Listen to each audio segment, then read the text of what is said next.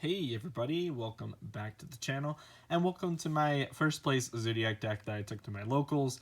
Obviously, this isn't going to be crazy competitive just because this is I got first on my locals. I didn't really take it to any crazy events or whatever. I haven't really been playing this on Dueling Graded or anything, so yeah, it's just my local stuff. But let's go ahead and get into it. So I think that this is honestly just like a pure Zoodiac deck for the most part, a little Time Thief engine. So obviously we'll get into it. So I'm playing the one copy of Rapier. This is obviously the best one card starter in the entire deck. Just being able to send the Ram to grave is like so important. So that is why we are playing one of those. We are also playing 3 copies of Thoroughblade, just because this is insane this also starts like your combos basically. This is also a good starter, but you have to have another Zoodiac in your hand in order for it to be a starter. Specifically, Ram gets like most of the stuff done, so this is a good starter for that as well. Obviously, the next card I was talking about, Ram. This card's actually really good. It stops your Trident, or I guess any Zoos technically, from being like targeted by Imperm, which I completely forgot was like a play altogether because it stops like targeting trap protection, which is mostly just Imperm. So it's actually like really good, and it comes up like fairly often. So it's actually way better than I expected. Next, we are on 3 copies of Whiptail. This is also a really nice card. It's like the least important Zoodiac out of the 10 that I'm playing, but it's still important, especially because there is like a 2-card combo where if you have the Rapier plus the Whiptail, you can end on Dragoon plus Trident, so that's really nice. I might go over that later. But yeah, and then we are on some hand traps here, so we'll go through with 3 copies of Ash Blossom Joy Spring and 2 copies of Ghost Ogre. I feel like these were going to be like the most relevant. I guess I could have played Gamma. I probably should have. I just didn't. I also could have played Nibiru in main, but I decided not to. I feel like these were still just going to be super impactful. I thought like Ash is probably the most impactful, but you could also play like Impermanence, but I am playing Phantasmes in the side deck, so I didn't want to conflict with the I didn't want my Impermanences to conflict with my Phantasmes, so I decided to opt for a different route there. For the Time Thief engine, we own 3 copies of Time Thief Winder and 1 copy of Bezel Ship, so we're not on the trap variant. We are playing with the Bezel Ship instead. Because with just Winder and any Zoodiac, you can still end on a Trident plus a rank 4, just with any Zoodiac plus Winder. So it's still like a pretty good combo, just to be able to do that. So that is why I am doing that. I believe you can also end on Dragoon instead of the Trident, or instead of the rank 4, so that's also really nice. Obviously, we are playing the 2 bricks, the Dark Magician and the Red Eyes Black Dragon. Makes sense. And then for spells, we are on 3 copies of Pot of Avarice. I know I just have 1 secret, 2 commons. It looks kind of weird, but it actually doesn't look too weird since they are like still kind of like older, but still, secrets look really nice. 3 copies of Tenki just to, search for all of your zoos. This is just like the 1-card starter. Makes everything really nice. Then we are on a 3 copies of main deck Super Poly because I felt like Dragoon was super impactful. And so I figured that if I main deck Super Poly, I could just out Dragoon. And so that was the idea. There was only like one other person. There was only one person that actually like played Dragoon. So this actually came up like once only, unfortunately, to like get rid of Dragoon specifically. But it also kind of works to go against like Shadal's, which is actually one of my other matchups I played against, since their entire deck is dark. So that's also kind of nice. I don't think I was able to fuse his board though, but it still is like nice that I had it. And the next card was honestly a really dumb choice on my end. I opted to play 3 copies of Desires just because in my old list from Zoodiac, I was like, oh yeah, I played Desires because Desires is a really nice card. I can banish 10, draw 2. I don't really care what I banish. And then like during the tournament, I was like, oh wait, I drew like Desires my first opening hand, and I was like, oh wait, if I use Desires, I can't Dragoon, or I most likely will banish like my Red Eyes Fusion or my Dark Magician or my Red Eyes. So I was like, I'm playing the 4 bricks, and I am most likely going to be banishing 1 or 2 of them. So I was like, wow, I have to combo and then use my Desires. So That was how I did that. Honestly, it was okay. I cited it out every game, so that should tell you how well it did. 2 copies of Red Eyes Fusion. So I played this at 2 copies, which is kind of interesting. Obviously, if you draw one of them, basically, if you play more than 1 copy, it's not a hard break. Because if you draw one, you can activate it from your hand normally, or you can just save it in your hand, combo normally, and then send this off of the Verte from your deck, and you still have this as discard fodder. Or if you're opened a copy of Pot of Avarice, you can actually just shuffle your entire Dragoon and your Red Eyes and your Dark Magician back into your deck, and then just use Red Eyes Fusion again. So that's actually really funny. If you happen to draw the Red Eyes Fusion plus the Pot of Avarice, you can just make your Dragoon again after they deal with it. So kind of fun there. 1 copy of Barrage. Obviously, this card is limited, so we play 1, and it is insane. If this ever comes back to 3, every deck will be playing it, because Barrage is a free Trident, free pop. Pretty crazy. 1 free interruption, why not? We are also main decking a Harpy's Feather Duster, and also the 1 copy of Call by the Graves. So basically the 3 Saki 1-ofs, which is really nice. I saw this like once or twice, and it was really good. Just felt good because they Veilered my... I can't remember what it was. I think it was my Verte or something. I can't remember though. And it was really nice to just be like, yeah, Call by the Grave, negate the Veiler, which is really funny. And then the last card in the deck, which I'm honestly kind of disappointed that I played. Obviously, like a very similar reason to the Pot of Desires thing, was 1 copy of Zoodiac Combo. Although this card was definitely not as bad as Pot of Desires, but I might switch this out for something in the future. I'm not sure. I may have to test with this a little more, because also if you draw this plus Rat Pier, you can still do the Dragoon Drident combo. You can end with Dragoon Drident. And this will give your Trident a material, so that's really nice. So yeah, that's how that works. Moving on into the extra deck. So we are on 3 copies of Tiger Mortar. The third one never came up, but it almost did. So I don't know if I would play 3 in future builds, but 3 copies for now. Maybe I'll cut it to 2, most likely, but we'll see. 3 copies of Zoodiac Chakanine. This card is insane, just a free extender every turn, pretty much. 1 copy of Drident. Obviously, this card's insane. If it was at multiples, I'd play it in multiples.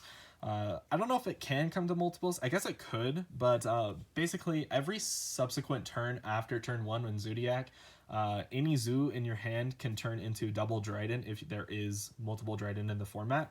So that might be too strong, but it is a play. So I don't know if Drident is okay to come back at multiples, but I mean, having multiple Drident in a format is still like kind of iffy for me. I don't know. We'll see. 1 Borbo, 1 Hammer Kong. Honestly, Zoodiac's not like a broken deck, so Drident's probably fine to come back to 3, honestly, if we're being honest.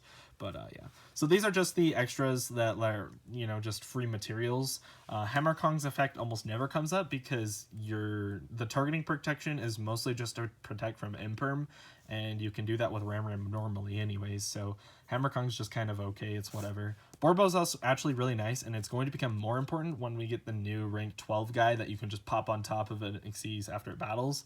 Borbo is going to be way more important because Borbo is the only Zoodiac that can attack directly, so this is really nice just to, summon a Zoo, overlay Hammer Kong, overlay Tiger, detach the hammer, bring something back. Your Zoo's going to be chonking at like 2800. You punch him directly with the Borbo, and then main phase 2 you can overlay the Zeus dude on top, and then like you're set. So you're just putting in extra damage for free and also just clearing their board. So it's really insane. You can also just do that normally, just like normal Ram, attack for 4, main phase 2, pop it on top. Like, it sounds so broken, and I can't wait for that card to come out. It makes this deck so much better. The last Xyz monster that we're on is 1 copy of Redoer. I never made it today, but it's just an okay card, honestly. It's just, like, I don't know, without the counter trap, it's just kind of, like, okay, but you're going to be most likely, like, prioritizing, like, Verte Anaconda over Redoer, so I guess it's, like, nice to have, but it almost never comes up. 1 copy of a Hashima. This is just like the card that like fixes all of your hands pretty much. Whenever you draw, or like this is the card that single-handedly enables the Winder plus a Zoo combo. So you can end on Dragoon, Dryden with just Winder and any Zoo, which is really nice. I guess you can do that like with any Zoo normally, or you still have to have like the Ram set up and great, but it's still like super good. Also being able to like when a zoo is like, if you have Dryden pointing towards this, you can get a spell trap pop as well as a monster pop, so that's really nice. It comes out pretty often too. One copy of Megaclops. I actually didn't make this today, but I'm glad I have it because this card's insane. So there's no reason not to play this. Ram is just a 1-card Megaclops, so it's pretty nice.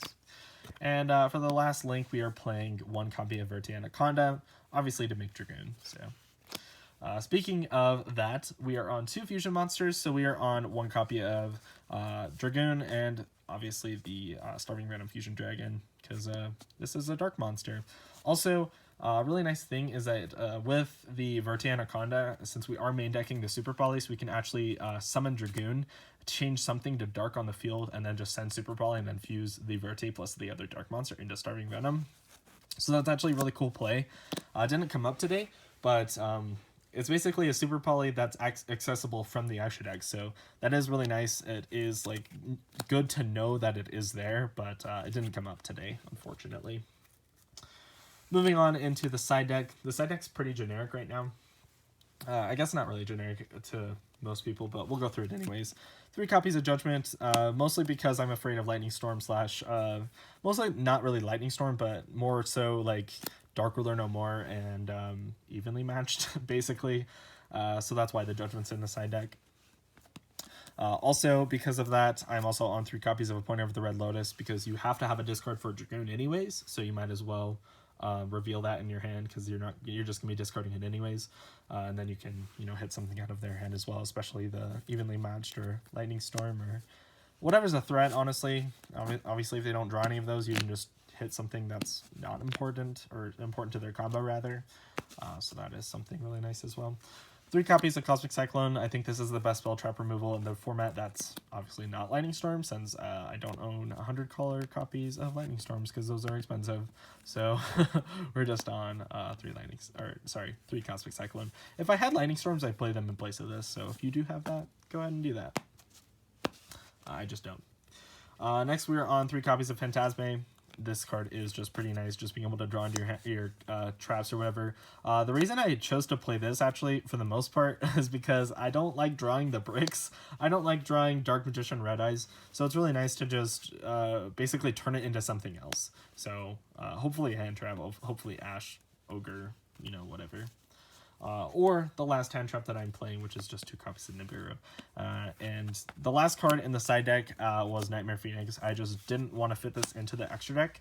Obviously, my extra deck does have space for it. I just didn't know what to cut at the time. I think looking back, I think the card that I probably would have cut would be maybe a copy of Tiger Mortar. Although it could have come up, it just didn't. So I think that possibly cutting his Tiger Mortar for the Phoenix would be really nice in the future. Although this Phoenix never came up. So realistically, is it worth it? I don't know. Would you play a Tiger Mortar or a Phoenix? I mean, they both never came up for me today. So it's like, which one's better? I don't know. And then I could play a 3rd copy of Nibiru instead. So yeah, the reason I chose to play Nibiru was just because I expected to play against Dragon Link, and I know that Nibiru by itself isn't like super good against Dragon Link. And I would be playing Dark Ruler No More if I could find mine, but unfortunately I couldn't find mine anywhere. So I don't know. The reason I played this though is just because if I can draw it off of Phantasme, I can still use it on like Gamma or Impermanence. And another reason is that I can draw into like a Ghost Ogre or an Ash, which also hits the Dragon Link deck, which I actually ended up using this one time against my friend who's playing Dragon Link Red Eyes. And he wasn't playing Link Spider in the extra deck, which cost him the game, but it actually didn't really cost him the game, because if he was playing the Link Spider, he would have made Dragoon, most likely, but I had the answer in the form of Super Poly in my hand, so the Super Poly was just used as discard fodder for my Dragoon when I summoned it on the next turn for him, but Yeah, that's gonna do it for today's deck profile. Hopefully that is a good explanation of like what you can take with this deck for this format. At least like a good like, you know, starting ground, I guess. This isn't really the be all end all of the deck profiles for Zoodiac. Obviously there is a lot you can do with this deck right now. I think that like this is like one of the better like pure variants that you can take though to an event. So mess around with some of my ratios. Let me know what you guys think in the comment section below, and I'll be talking to you guys. Also, if you want to see a Zoodiac combo tutorial, I'm kind of working on one. I know that like the majority of my viewers are from that like initial Zoodiac combo tutorial that I did like 5 months ago or so.